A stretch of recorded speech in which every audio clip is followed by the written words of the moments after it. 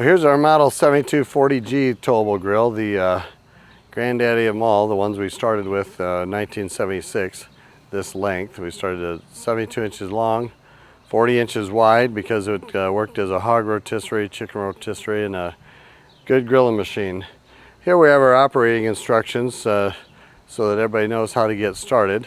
So we tell people to open all doors to make sure you get enough air. So we'll open this door today. We have the vents are open at the top. Make sure you clip it with a cable clamp that we have. So I'm going to open this door, and then next thing we're going to do is turn all the tanks on. We're going to turn both tanks on so that we can light our grill.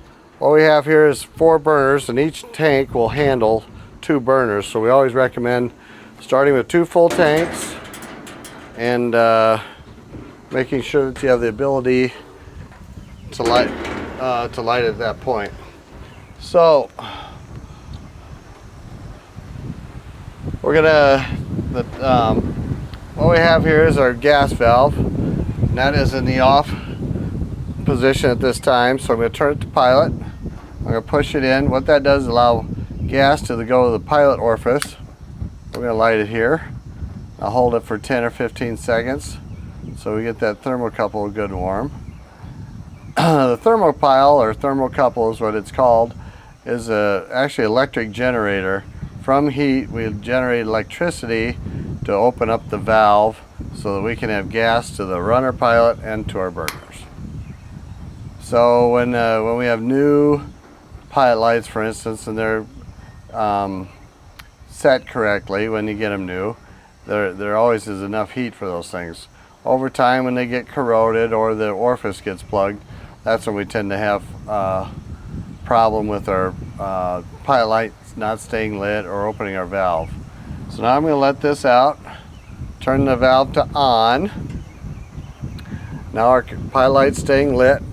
So what I'm going to do is I'm going to turn the thermostat to on. At about 181 degrees it clicks, and then it allows gas to come for our burner, and I'm going to turn it to 500 degrees so it doesn't go off. So right here, what you can see that with the wind you get a little laziness of the orange, but when you really see it and there's no wind blowing it, you're going to get a nice blue flame. So we're leaving the door open and the other door up top so that we can see the flame of the propane tubes. So what we have here is this runner pilot is lit going across, so it has the ability to make sure it lights all burners at one time. So let's say we hit temperature and the thermostat clicks and shuts off. The pilot light will stay lit, but the runner pilot will quit giving gas and the burner tubes will quit giving gas. This is a new grill, so it's going to have a little oil on the steel and things like that. Now as I turn it on, it calls for gas, you can hear it come, and all the burners are at once. My recommendation is, if you're grilling, to turn the grill up and leave it up. If you want a cooler spot, shut one of the burners off so you can use the back for warming.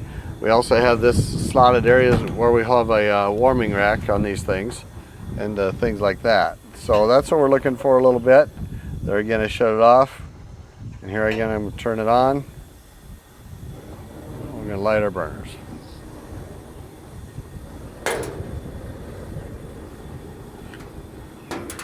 So we make sure that runner pilot, the holes are big enough, because over time they're going to corrode a little bit. We always want to make sure that that stays lit.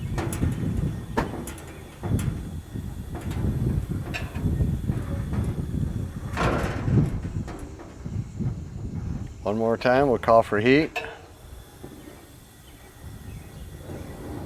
There you go.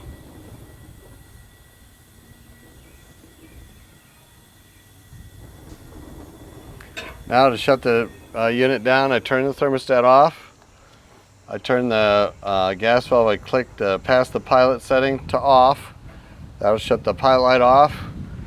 We will shut our tanks off for safety going down the road.